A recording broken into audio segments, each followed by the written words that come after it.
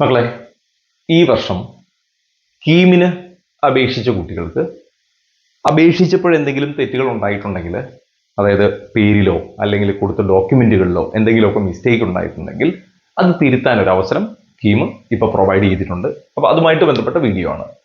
അപ്പൊ 2025 കീമിന്റെ രജിസ്ട്രേഷൻ, അത് നിങ്ങൾ എഞ്ചിനീയറിംഗിന് അപ്ലൈ ചെയ്തിട്ടുണ്ടെങ്കിലും ആർക്കിടെക്ചർ, മെഡിക്കല് അല്ലെങ്കിൽ ഫാർമസി അല്ലെങ്കിൽ ഇതെല്ലാം കൂടി ഒക്കെ അപ്ലൈ ചെയ്തിട്ടുണ്ടെങ്കിൽ, അതായത് കീമിൽ നിങ്ങൾ ഓൾറെഡി രജിസ്റ്റർ ചെയ്തിട്ടുണ്ടെങ്കിൽ, അപ്പൊ ഇതുവരെ രജിസ്റ്റർ ചെയ്യാത്തവർക്ക് പ്രത്യേകിച്ച് ഇപ്പൊ ഒരു ചാൻസ് തന്നിട്ടില്ല.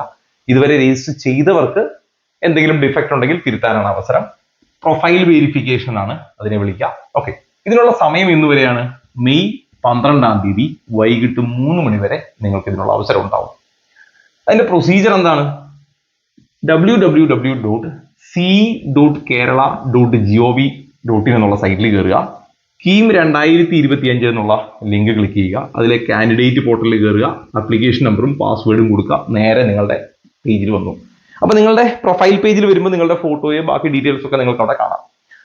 ഇനി അതിൽ പ്രത്യേകം ഒന്നുകൂടി ശ്രദ്ധിക്കുക, ഒരുപാട് കുട്ടികൾക്ക് ഫോണിൽ മെസ്സേജ് വന്നിട്ടുണ്ട്, ഇങ്ങനെ ഒരു ഓപ്ഷൻ സ്റ്റാർട്ട് ആയിട്ടുണ്ട് എന്നുള്ളത് മെസ്സേജ് വന്നിട്ടുണ്ട്. അപ്പൊ ഒരുപാട് പേര് മെസ്സേജ് അയച്ചിരുന്നു. അപ്പൊ ഇവരെല്ലാം എന്ത് ചെയ്യുക, നിർബന്ധമായിട്ട് നിങ്ങൾ കീമിൽ രജിസ്റ്റർ ചെയ്തിട്ടുണ്ടോ, കീമിന്റെ എക്സാം എഴുതിയിട്ടുണ്ടോ, ഫാർമസി എഴുതിയിട്ടുണ്ടോ എന്നൊന്നും ബാധകമല്ല. ഇപ്പൊ നീറ്റ് മാത്രം എഴുതി മെഡിക്കലിന് കൊടുക്കുന്ന കുട്ടികൾക്കും ഇത് ബാധകമാണ്, അല്ലെങ്കിൽ നാറ്റ മാത്രം എഴുതി ആർക്കിടെക്ചറിന് കൊടുക്കുന്ന കുട്ടികൾക്കും ഒക്കെ ഇത് ബാധകമാണ്. അതുകൊണ്ട് എല്ലാവരും ചെക്ക് ചെയ്യുക. കീമിൽ സിയിൽ രജിസ്റ്റർ ചെയ്ത് എല്ലാവരും നിർബന്ധമായിട്ടും ഇത് ചെയ്യണം. ഓക്കെ, അങ്ങനെ കാൻഡിഡേറ്റ് പോർട്ടലിൽ കയറുമ്പോൾ നിങ്ങൾക്ക് മെമ്മോ ഡീറ്റെയിൽ എന്നൊരു ഓപ്ഷൻ ഉണ്ടോ എന്ന് നോക്കാം. മെമ്മോ ഡീറ്റെയിൽ ഉണ്ടെങ്കിൽ നിർബന്ധമായിട്ട് നിങ്ങൾക്ക് തിരുത്താൻ അവിടെ എന്തോ ഉണ്ട് എന്നാണ് അർത്ഥം. അപ്പൊ ആ മെമ്മോ ഡീറ്റെയിൽ ക്ലിക്ക് ചെയ്യുക.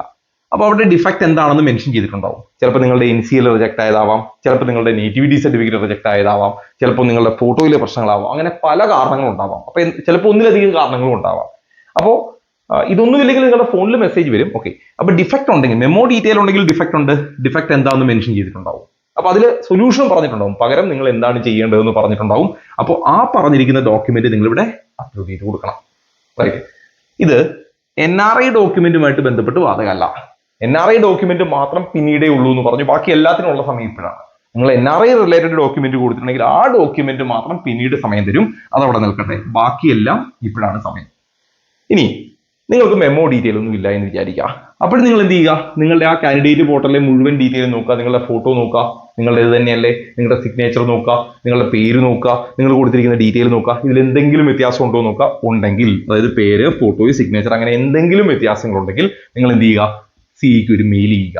ആ മെയിലിന്റെ സബ്ജക്ട് എന്തായിരിക്കണം? പ്രൊഫൈൽ ഡിഫക്റ്റ് എന്നായിരിക്കണം സബ്ജക്ട്.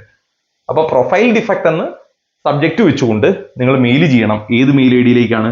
ck.info.c@kerala.gov.in എന്നുള്ള സൈറ്റിലേക്ക് നിങ്ങൾ മെയിലും ചെയ്യണം.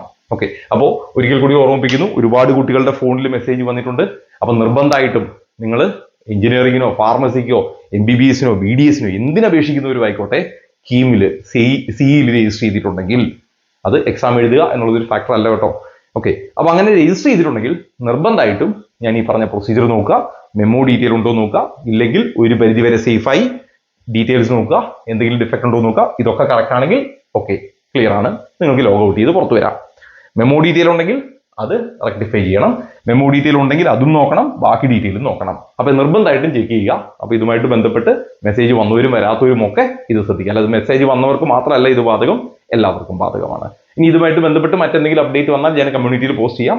കമ്മ്യൂണിറ്റിയുടെ ലിങ്ക് കമന്റ് ബോക്സിൽ പിൻ ചെയ്തിട്ടുണ്ട്. എൻട്രൻസ് സംബന്ധമായ വാർത്തകളും അപ്ഡേഷനുകളും ഏറ്റവും വേഗം ആധികാരികമായി അറിയാൻ സബ്സ്ക്രൈബ് ചെയ്യുക, ബെൽ ഐക്കൺ അമർത്തുക. ഈ വീഡിയോ മറ്റു സുഹൃത്തുക്കളിലേക്കും ഷെയർ ചെയ്ത് നൽകുക.